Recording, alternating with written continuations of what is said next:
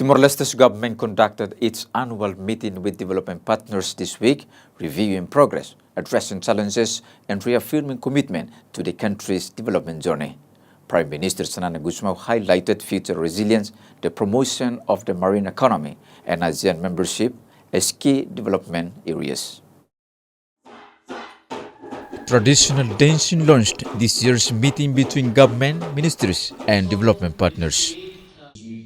This year's theme, Charting a Resilient Horizon, Blue Economy, ASEAN Integration, and Coordinated Action. We are also conscious that this progress has taken place in a world that is rapidly changing. Global and regional uncertainties, climate-related risk, and economic pressure require us all to adapt and to plan with greater care and coordination. In this context, our partnership with you remains essential.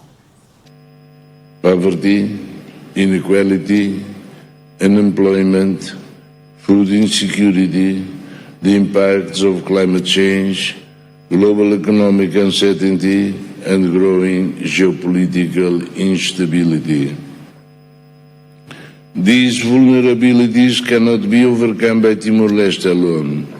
On the blue economy, Timor-Leste's Minister of Foreign Affairs and Cooperation, Benedito dos Santos Freitas, recognized both the opportunities and responsibilities associated with Timor-Leste's maritime domain. It encompasses climate resilience, food and energy security, maritime connectivity, scientific research and innovation, environmental stewardship, and the empowerment of coastal communities.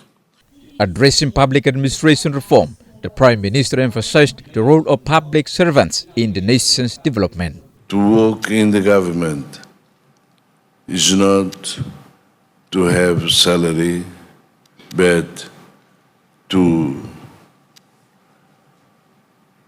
accomplish a mission of serving the country, serving the people.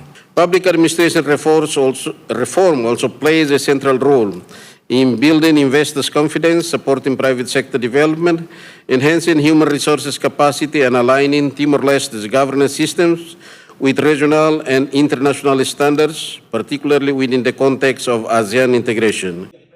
Australia remains Timor-Leste's largest development partner, budgeting an estimated 146.6 million Australian dollars or 104.4 million US dollars in official development assistance across 2026 and 2027.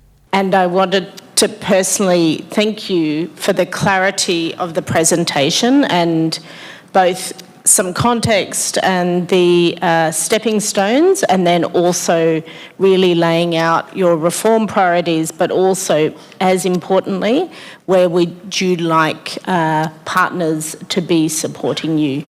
Following Timor-Leste's accession to ASEAN, Indonesian Embassy Councillor Bangga Melawan highlighted concerns about the 2028 election destabilizing the government's preparations to chair the bloc in 2029. To 2029, as we know that it will be a very important year for Timor-Leste, and also a bit critical because it will be near with the change of government, as we know that a general election will be done in 2028.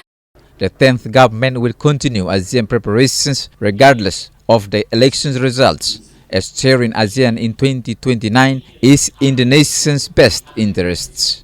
And our central message is that Timor-Leste is no longer speaking only about joining ASEAN. We are now focused on delivering integration in concrete legal, institutional, and sectoral terms, including preparation for the ASEAN chairship in 2029. Director of the Timor-Leste Disability Association, Cesaro da Silva, highlighted a lack of participation from people living with a disability in the public sector and called on the government to do more to combat stigma, discrimination, and violence. We recommend the public servant, if you have any recruitment for the public recruitment, people with disability, we need a code for recruitment. Strengthening partnerships and working towards national development as Timor-Leste integrates into ASEAN and other sectors. Jerry Madeira, RTTL World News.